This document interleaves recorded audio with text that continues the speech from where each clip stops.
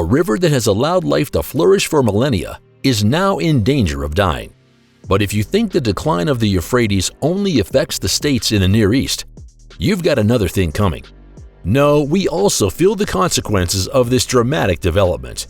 But what in the first place is causing the once mighty river to dry up? And what, if all things, does the Bible have to do with it? Stay tuned and find out together with us. The Euphrates. To begin our video today, it is advisable that we first get a general overview of the Euphrates. The two headwaters of the Euphrates, the Murat and the Kurasu, originate in the Taurus Mountains of Turkey, while the two rivers join at the Kaban Dam to form the Euphrates. The latter has an impressive length of 2,736 kilometers. As the largest river in the Near East, it first passes the borders of Turkey and Syria, before finally joining the Tigris in Iraq and flowing into the Persian Gulf. Then, as now, the Euphrates embodied an important river oasis for the local inhabitants, which made the cultivation of grain and cotton possible in the otherwise dust-dry desert regions in the first place. However, the river has not only played this role since yesterday.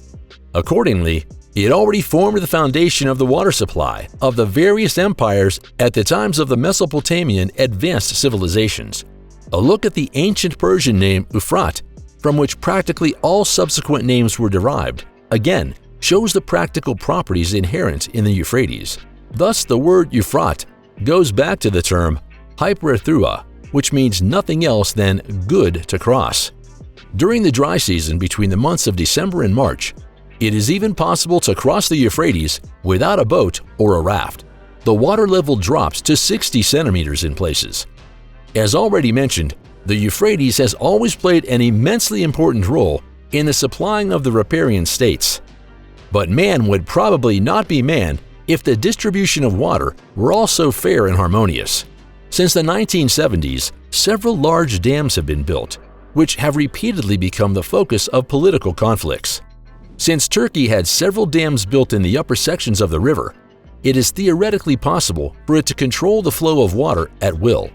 Understandably, expressions of displeasure from Syria and Iraq were not long in coming. Discussions were further incited when Syria also built the 630 square kilometer Assad Reservoir, while the water crisis in Iraq then worsened even further. The alarm bells are ringing among experts in view of the unrestrained water extraction. If one follows the corresponding data, 90% of the region has already been damaged by human influence. The Alluvia Plain in Mesopotamia, where the first advanced civilizations in history developed writing, the first legal systems, chariots, and ceramics, has now almost completely dried up. Trouble in paradise. In the second chapter of the book of Genesis, we read how God creates the fabled Garden of Eden. It says in the Old Testament, "In Eden, a river rises, the waters of the garden, and then divides into 4 streams. The first is called Pishon, the second stream is called Gihon, the third stream is Tigris, and the fourth stream is Euphrates." Against the background of this description, some people suspect that the biblical paradise was in truth not so heavenly as commonly believed. No, in truth, the legendary Garden of Eden is said to have been located on earth. Depending on the interpretation, sometimes in the north of Iran and sometimes in the Sumerian city of Eridu in southern Iraq. But even apart from the heated debates which are led about the appropriate precision and the correct handing down of the place data, one is undisputed. Even if the Euphrates once flowed through the magical Garden of Eden, the paradise has been in a dramatic crisis for quite some time. As a result of heavy use of the riparian states of Turkey, Syria, and Iraq, the water of the Euphrates has declined more than 40% over the past 40 years. If one follows the gloomy prognosis of the experts, this dramatic development will intensify in the future due to climate change. At this point, however, it should be noted that the consequences of the decline in water are sometimes very different. While farmers in Turkey can sometimes look towards new water pipes that bring cool wet water from the dams of the Euphrates, not a blade of grass is sprouting on some fields in southern Iraq. Basically, in order to maintain the water supply for approximately 60 million people in the region, it is imperative that Turkey and Iraq work together. The problem so far, the distribution battles and the struggle over water have not produced an outcome that is acceptable to all sides. In order to take hydroelectric power generation to a whole new level, Turkey has already had 20 dams built on the Euphrates and Tigris rivers. For local farmers, the so-called Southeast Anatolia project will bring many benefits, as they will no longer have to rely on wells to irrigate their fields. Hundreds of kilometers downstream, however, Turkey's ambitions are being followed with great concern. Because one thing is certain, every drop that is diverted there will ultimately be missed in Iraq. And this is despite the fact that the crisis-ridden state relies almost entirely on the Euphrates, the Tigris, and some tributaries for its water supply. Sad predictions. The situation Iraq currently finds itself in, however, is the result of an unpalatable forecast made back in 2014. At that time, Iraq's Minister of Water forcefully warned that the national water supply would soon be unable to meet demand. As a result of the water shortage, food production would plummet by 20% by 2035. A comparison with current reality shows that this sad prediction could also come true.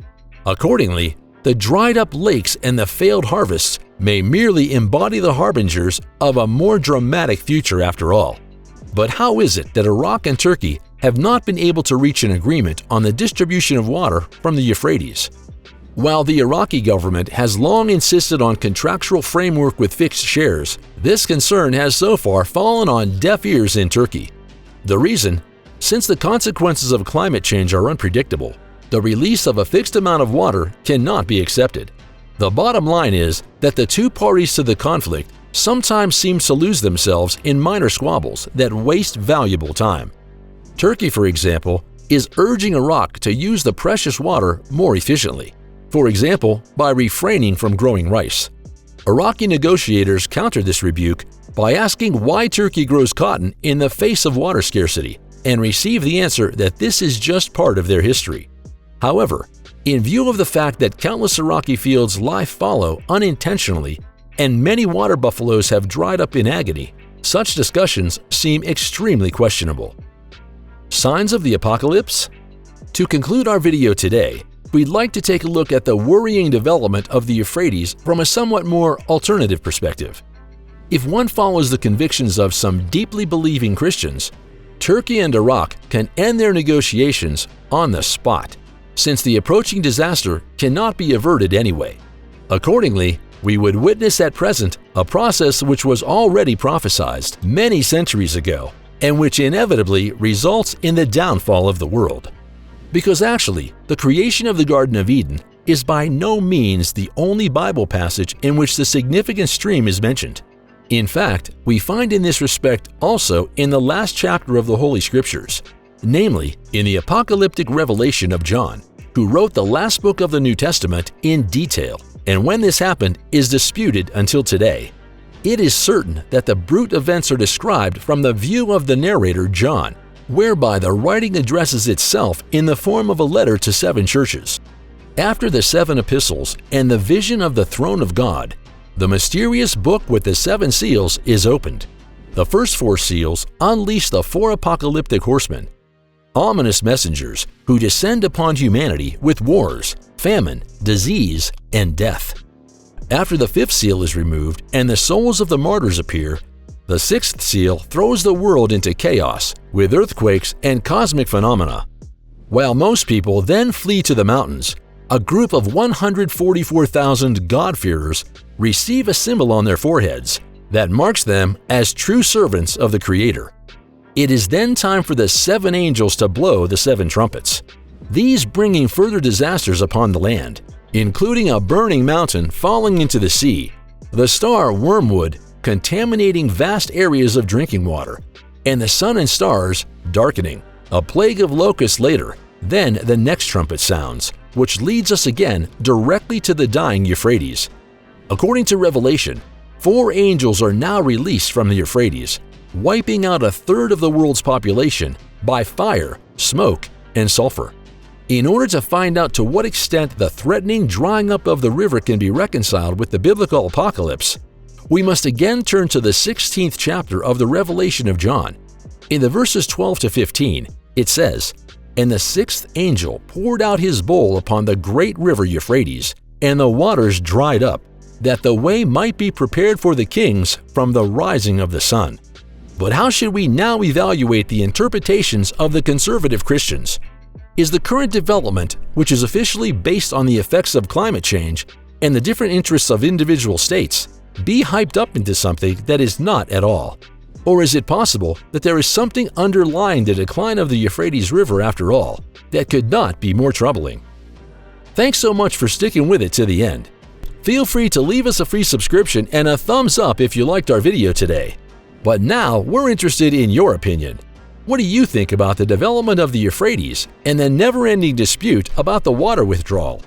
And do you think it's possible that the river is really connected to the revelation of John?